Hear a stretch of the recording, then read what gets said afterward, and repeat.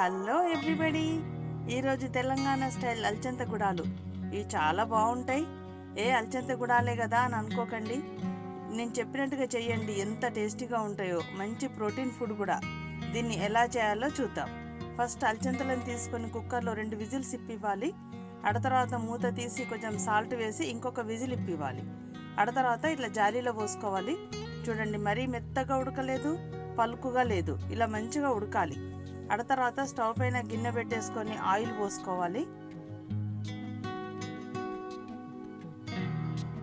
Oil వేడైంది. ఇవి పోని గింజలు, ఇవి కంపల్సరీ వేయాలి. ఇవి తింటుంటే నోట్లో తగిలి చాలా టేస్టీగా ఉంటాయి. ఈ పోని గింజలు ఎక్కువనే వేయాలి. 1.5 టీ స్పూన్ వేస్తున్నాను. తర్వాత ఆవాలు కూడా 1.5 టీ స్పూన్ వేయాలి. కొంచెం ఎక్కువ ఉంటేనే బాగుంటాయి. జీలకర్ర కూడా 1.5 టీ స్పూన్ వేసిన తర్వాత ఇవి కొంచెం చిటపట్లు ఆడాలి. తర్వాత కరివేపాకు ఎక్కువనే వేసుకోవాలి. తర్వాత పచ్చిమిర్చి వేసుకోవాలి. తర్వాత ఆనియన్స్ ఇలా పొడుగుగా కట్ చేసి వేయాలి. కంపల్సరీ ఇలానే కట్ చేసి వేయాలి, అప్పుడే బాగుంటాయి. తర్వాత ఒక ఎల్లిపాయ మొత్తం ఇలా కచ్చా పచ్చగా దంచుకొని వేసుకోవాలి. ఎల్లిపాయ కూడా ఎక్కువ వేస్తే బాగుంటుంది. తర్వాత సాల్ట్ వేసేసి కొంచెం పసుపు వేసుకోవాలి.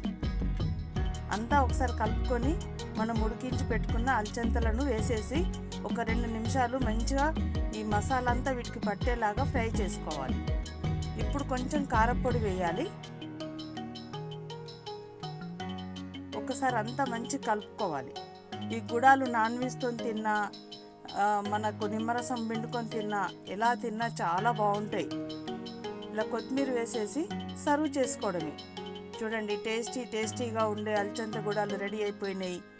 మనం చికెన్ మటన్ సూపు వేసుకొని తింటే చాలా బాగుంటుంది. ఇలా నిమ్మకాయ పిండుకొని తిన్నా చాలా బాగుంటాయి. స్నాక్స్ లాగా ఎప్పుడైనా వీటిని చేసుకొని తినొచ్చు. మీరు కూడా ఒకసారి తప్పకుండా చెయ్యండి, తినండి, ఎంజాయ్ చేయండి. వీడియో నచ్చితే లైక్ చేయండి, షేర్ చేయండి, సబ్స్క్రైబ్ చేయడం మాత్రం మర్చిపోకండి. Thank you.